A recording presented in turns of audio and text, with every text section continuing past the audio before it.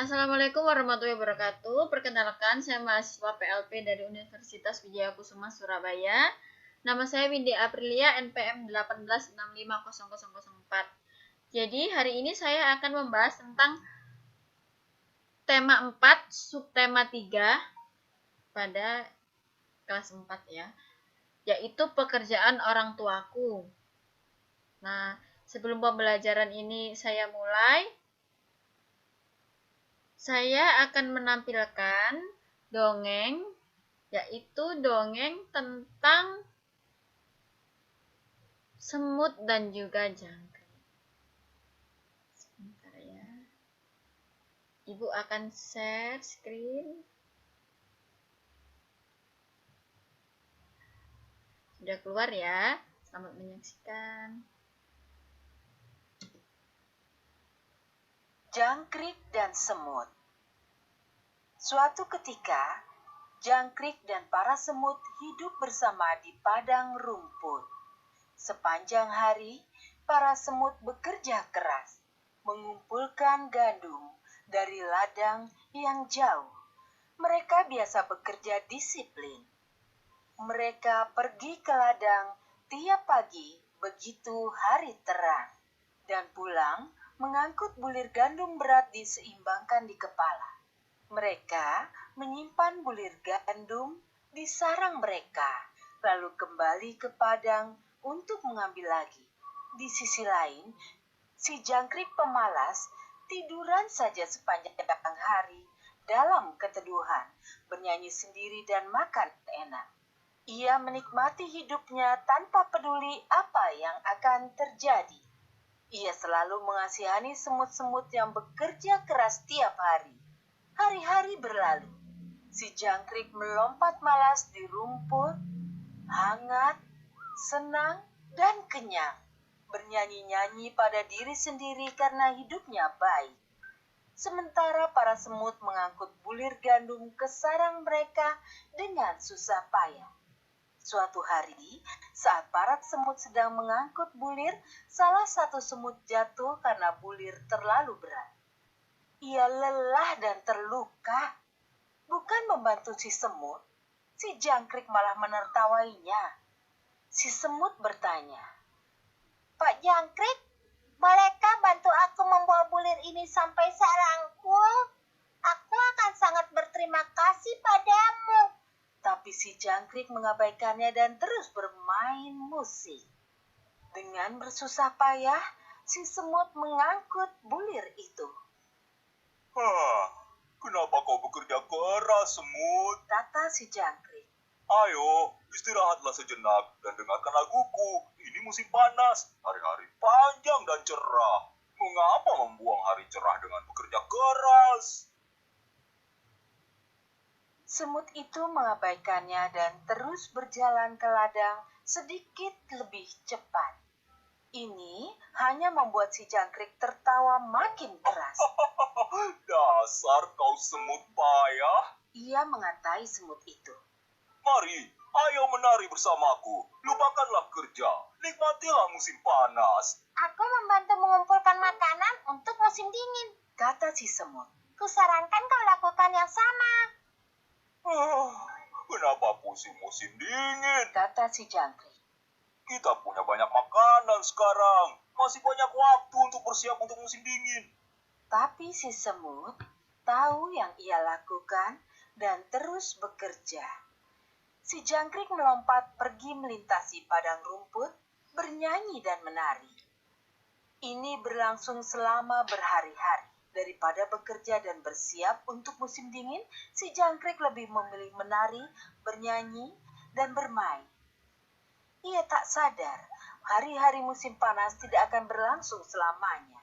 Sebentar lagi, hari-hari dingin akan tiba. Musim panas jadi musim gugur. Musim gugur jadi musim dingin. Matahari tak terlihat, siang jadi pendek dan kelabu. Malam panjang dan gelap.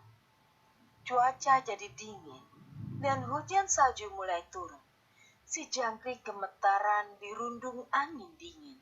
Ia mencoba membungkus diri dengan daun kering, tapi angin kencang bahkan menerbangkan itu.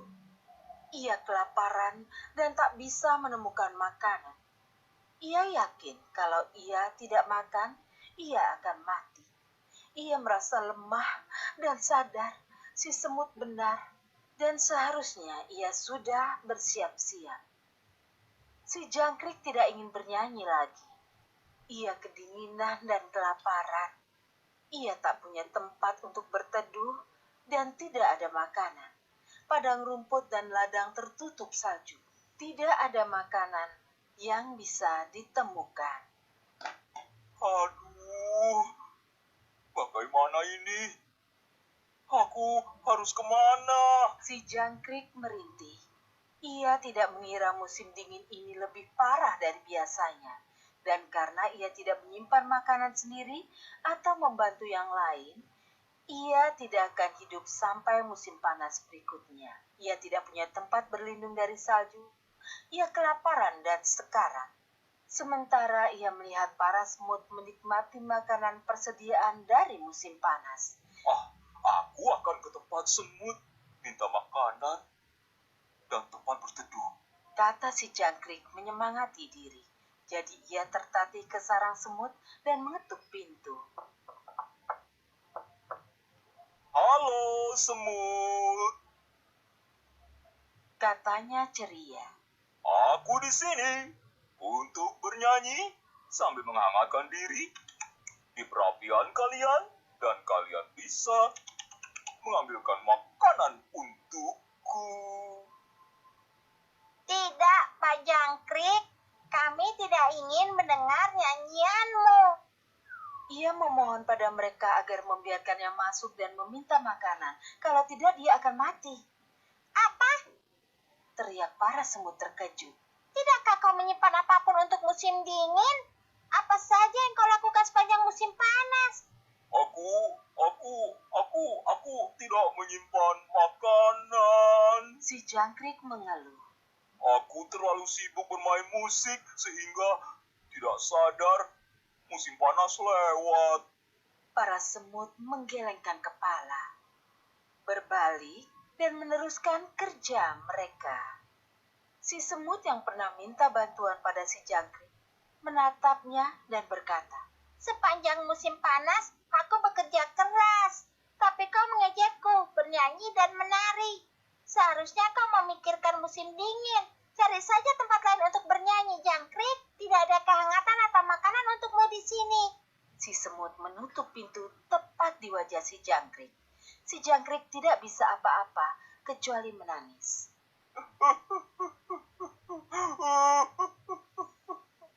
Selesai. Jika Anda menyukai cerita ini, tekan suka dan langganan channel kami.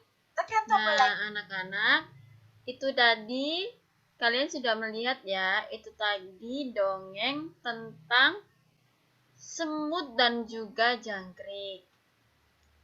Nah, Ibu share lagi PowerPoint-nya. Nah, di sini kalian pendapat pribadi tentang cerita dalam dongeng. Nah, di sini ada pesan moral atau amanat apa saja yang bisa kalian ambil dari cerita semut dan juga jangkrik tadi.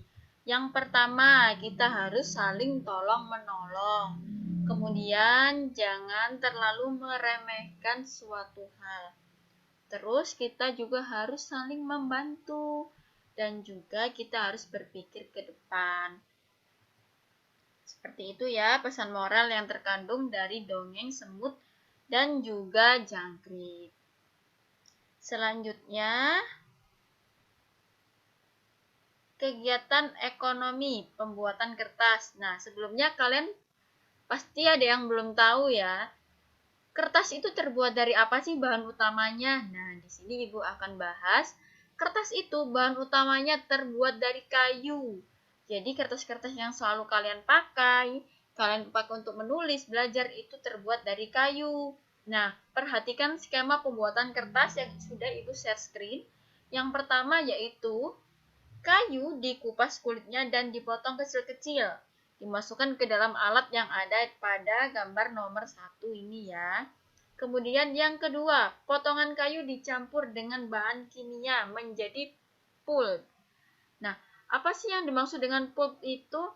Pulp ini adalah hasil pemisahan serat dari bahan baku berserat. Jadi, pulp dapat dibuat dari bahan kayu ataupun non-kayu dan dari bahan kertas bekas. Pulp sendiri adalah bahan berupa serat berwarna putih yang diperoleh melalui proses penyisian lignin dari biomasa atau delignifikasi. Jadi dia masuk ke dalam bahan kimia ya anak-anak. Kemudian yang ketiga, pulp itu diberi warna pemutih supaya kertas menjadi warna putih. Jadi nanti kalau misalnya cara pembuatannya ingin mengganti dengan warna lain, misalnya warna pink atau warna merah, itu bisa dicampur dengan pewarna merah atau pewarna pink. Dimasukkan ke dalam wadah yang besar di gambar nomor 3 ini. Kemudian selanjutnya nomor 4. Nomor 4, pulp ini masuk ke dalam mesin pembuatan kertas. Mesinnya seperti yang ada pada gambar nomor 4 ya. Nah, selanjutnya kandungan air dalam pulp ini dihilangkan dengan mesin yang namanya mesin press supaya air-air itu keluar dari dalam pulp itu sehingga menjadi kering gitu ya. Kemudian yang keenam, kertas dicetak untuk menghasilkan kertas dengan ketebalan tertentu. Jadi di sini dicetak mau tebalnya tipis atau sangat tebal atau hanya tebal biasa. Seperti yang ada pada gambar nomor 6 ya, yang sudah Ibu share.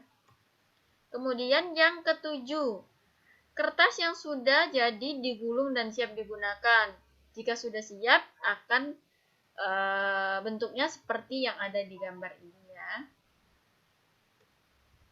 Nah, dampak dari eksploitasi hutan yang berlebihan. Nah, karena bahan dasar kertas tadi menggunakan pohon dan pohon itu diambil dari hutan ya biasanya. Dampaknya jika kita menggunakan eksploitasi hutan atau menggunakan pohon yang ada di hutan secara berlebihan. Nah, yang pertama apa? Ayo jelaskan anak-anak. Yang pertama, benar sekali berkurangnya ketersediaan oksigen. Yang kedua, suhu bumi semakin meningkat. Seperti yang sebelum musim penghujan ini kita rasakan itu sangat panas sekali ya. Terutama di Surabaya itu sangat panas. Nah, itu bisa masuk ke suhu bumi semakin meningkat atau global warming. Kemudian rawan terjadinya bencana alam. Karena eksploitasi hutan yang berlebihan, hutan akan menjadi gundul. Kemudian akan timbullah bencana alam. Contohnya seperti banjir. Ya, benar sekali. Bisa juga tanah longsor, bisa juga ya anak-anak. Kemudian selanjutnya, nah, yang bisa kita lakukan untuk mengurangi terjadinya hal-hal seperti tadi adalah dengan pengolahan sampah dan bahan bekas ya. Barang-barang bekas, sampah dapat diolah dengan cara 4R. Pasti kalian udah tahu semuanya ya. Apa saja sih 4R? Seperti yang ada pada layar share screen yang sudah Ibu bagi. Yang pertama reuse, kemudian reduce, kemudian recycle dan replenish. Apa sih artinya? Nah, di sini kita akan bahas secara bersama-sama ya. Yang pertama, reuse. Reuse adalah menggunakan kembali sampah yang masih dapat digunakan untuk fungsi yang sama atau fungsi yang berbeda. Nah, apa aja contohnya? Seperti ini. Contohnya menggunakan kaleng bekas cat untuk dijadikan tempat sampah atau untuk dijadikan pot tanaman. Seperti yang ada di gambar. Itu sebenarnya kaleng bekas yang sudah tidak terpakai, tapi digunakan lagi, kemudian dihias, sehingga bisa menjadi pot tanaman yang sangat cantik ya. Kemudian yang kedua, reduce. Reduce yaitu mengurangi potensi benda yang telah digunakan menjadi sampah. Sampah yang dibuang ke lingkungan harus sedikit mungkin. Contohnya, yang pertama, membawa air minum dalam botol sendiri daripada membeli air minum kemasan. Karena jika kita menggunakan plastik, sampah plastik itu sulit untuk diurai. Gitu. Atau yang ada seperti pada gambar itu, kita lebih menggunakan tas. Kita ketika berbelanja, kita lebih menggunakan tas daripada menggunakan tas kresek ya, atau tas plastik. Jadi kita menggunakan tas kain seperti itu. Selanjutnya anak-anak yaitu recycle, yaitu mengolah kembali sampah menjadi barang atau produk yang baru.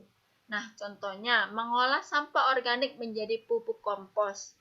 Jadi, sampah organik yang sudah tidak terpakai itu diolah kembali menjadi pupuk yang layak jual, gitu ya. Sehingga pupuk itu kan awalnya dari sampah, kemudian kita menjadikan itu pupuk. Kita juga bisa mendapatkan bisa berjualan, bisa mendapatkan uang dari hal itu ya. Padahal bahan bakunya sampah tapi bisa menghasilkan uang seperti itu. Kemudian selanjutnya replenish. Replenish yaitu mengganti barang yang biasa digunakan dengan benda yang lebih ramah lingkungan.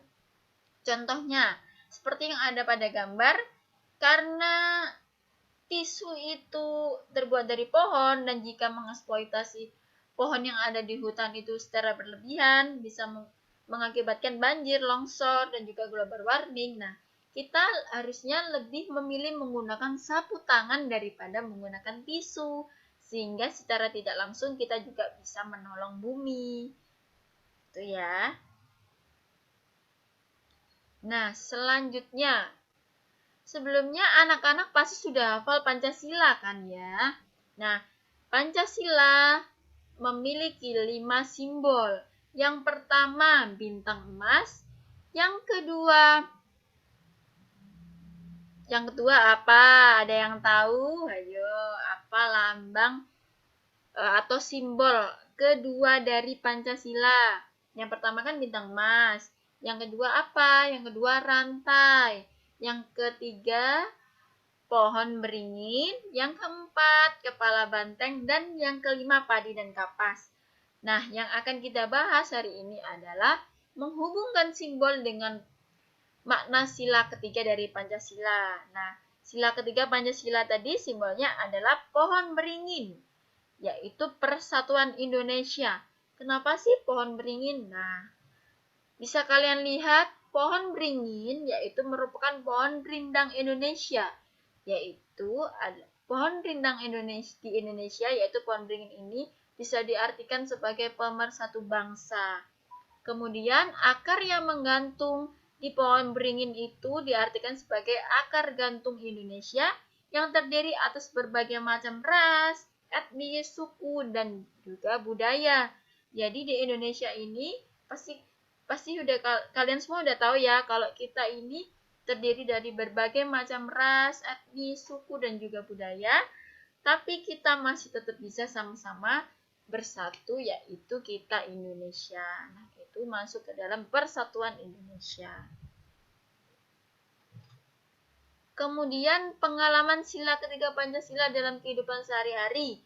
Nah, sekarang coba hubungkan sila ketiga yang ada di Pancasila dalam kehidupan sehari-hari. Yang pertama, di lingkungan keluarga. Contohnya, di dalam lingkungan keluarga ini kita harus saling menyayangi, kemudian menghormati. Kita juga harus bekerja sama dengan anggota keluarga gitu ya. Maksudnya bekerja sama di sini kita membagi tugas. Misalnya kita membantu ibu. Kita membantu ibu untuk mencuci piring atau menyapu halaman seperti itu ya. Kemudian pengalaman sila ketiga Pancasila yang dihubungkan di kehidupan sehari-hari sekarang yaitu di lingkungan sekolah. Nah, contohnya seperti apa? Contohnya mau berteman dengan semua siswa tanpa membedakan suku, agama, dan juga ras. Jadi kita harus berteman dengan semua teman kita. Kita tidak boleh pilih-pilih teman, membeda-bedakan. Oh, ini sukunya nggak sama dengan kita, ini agamanya nggak sama dengan kita. Jadi tidak boleh seperti itu ya. Kita harus berteman dengan semuanya. Gitu. Selanjutnya pengalaman sila ketiga Pancasila dalam kehidupan sehari-hari, yaitu di dalam lingkungan masyarakat. Yang pertama contohnya, kita ikut serta dalam menjaga keamanan lingkungan sekitar dan kerja bakti membersihkan lingkungan. Jadi kalau lingkungannya bersih, kita kan jadi ikut senang, kemudian lebih enak dilihatnya gitu ya daripada lingkungannya kotor. Selanjutnya, Nah, anak-anak pasti tahu dong beras ya. Nah, yang akan kita bahas di sini kegiatan ekonomi dalam proses menghasilkan beras. Nah, kalian harus tahu kalau beras itu berasal dari padi yang ada di sawah. Nah, cara pembuatannya seperti apa? Kalian bisa lihat di layar. Yang pertama, sawah itu dibajak menggunakan alat pembajak sawah. Ini ya, yang biasa disebut traktor ya. Ini, alatnya seperti ini yang ada pada gambar nomor 1. Kemudian sawah yang sudah dibajak tadi ditanami dengan padi. Seperti ini. Dengan padi. Kemudian padi jika sudah matang, itu siap untuk dipanen. Siapa yang bekerja di sawah? Petani, benar. Petani yang bekerja di sawah. Jadi, padi dipanen oleh petani. Kemudian selanjutnya, padi yang sudah dipanen tadi dijemur oleh petani agar menghasilkan beras-beras yang bagus dan berkualitas ya. Kemudian setelah dipilih-pilih beras yang bagus, seperti yang ada pada gambar nomor 5, beras dikirim ke pedagang di berbagai wilayah, misalnya di pasar, kemudian di toko-toko atau di pengepul beras. Nah, jika sudah dibagikan ke semua wilayah, seperti yang ada pada gambar nomor 6, beras itu yang biasa kita beli, kemudian kita masak menjadi nasi yang siap untuk dikonsumsi. Selanjutnya, membedakan sikap baik dan juga tidak baik. Nah, di layar yang Ibu bagikan ada contoh sikap baik ya. Yang pertama, menjenguk tetangga yang sedang dirawat di rumah sakit itu baik atau tidak anak-anak? Ya, itu merupakan contoh sikap yang baik. Kemudian, merapikan mainan setelah dipakai. Itu contoh baik atau tidak? Ya, itu merupakan contoh yang baik. Yang kedua, membedakan sikap baik dan tidak baik. Nah, perhatikan contoh berikut. Mentertawakan teman yang sedang terjatuh dari sepeda. Itu merupakan sikap baik atau tidak? Ya, itu merupakan sikap yang tidak baik karena seharusnya jika ada teman yang terjatuh dari sepeda, kita menolongnya, bukan mentertawakannya. Yang kedua, mengejek teman di sekolah. Merupakan sikap apa? Nah, benar, itu merupakan sikap yang tidak baik. Kita tidak boleh mengejek teman kita. Harusnya kita berteman, saling menyayangi antar teman, ya. Tidak boleh mengejek teman. Nah, ini yang seperti gambar yang sudah Ibu share. Bagaimana pendapatmu tentang tindakan Dedi seperti gambar berikut? Nah, ini. Di sini ada Dedi sedang terjatuh dari sepeda. Kemudian ada temannya yang menolong. Maaf, maksudnya Jonas yang terjatuh dari sepeda ya, ini anak-anak ya. Kemudian Jonas menolong. Dedi menolong. Yang terjatuh dari sepeda ini Jonas. Kemudian dia berkata, Jonas, mari aku bantu kamu berdiri. Aku antar ke klinik terdekat ya. Itu merupakan sikap apa anak-anak? Ya, itu merupakan sikap yang baik. Jadi kalau ada teman kita yang terjatuh atau sedang mengalami musibah, sebaiknya kita menolongnya. Seperti yang dilakukan Dedi ini menolong Jonas yang terjatuh dari sepeda. Jadi dia langsung mengantarkannya ke klinik terdekat gitu ya, agar lukanya tidak lebih parah atau mengalami infeksi. Tuh. Nah, anak-anak, pembelajaran hari ini sudah selesai. Sebelum Ibu akhiri, hari ini kita sudah mempelajari tentang apa saja? Yang pertama tadi kita mempelajari tentang apa? Iya, yang pertama kita mempelajari tentang dongeng, semut, dan juga jangkrik ya. Terus sikap saling tolong-menolong, kemudian cara pembuatan kertas, kemudian pemanfaatan limbah atau pemanfaatan sampah ya. Kemudian kita mempelajari tentang apa lagi? Iya, kita mempelajari tentang Pancasila dan juga sila, simbol sila ketiga dari Pancasila, yaitu apa? Ya, pohon beringin. Kemudian kita mempelajari tentang apa lagi? Proses pembuatan beras. Ya, proses pembuatan beras. Kemudian membedakan sikap baik dan juga tidak baik. Nah, seperti itu ya. Itu tadi yang sudah kita bahas secara bersama-sama. Terima kasih anak-anak untuk pembelajaran hari ini. Karena kalian sudah mengikuti dan menyimak pembelajaran dari Ibu. Ibu ucapkan terima kasih. Semoga kalian tetap semangat dan tetap jaga kesehatan. Terima kasih. Mohon maaf apabila ada salah kata dari Ibu. Ibu mohon maaf yang sebesar-besarnya. Ibu akhiri ya. Terima kasih anak-anak. Assalamualaikum warahmatullahi wabarakatuh. Sampai ketemu lagi.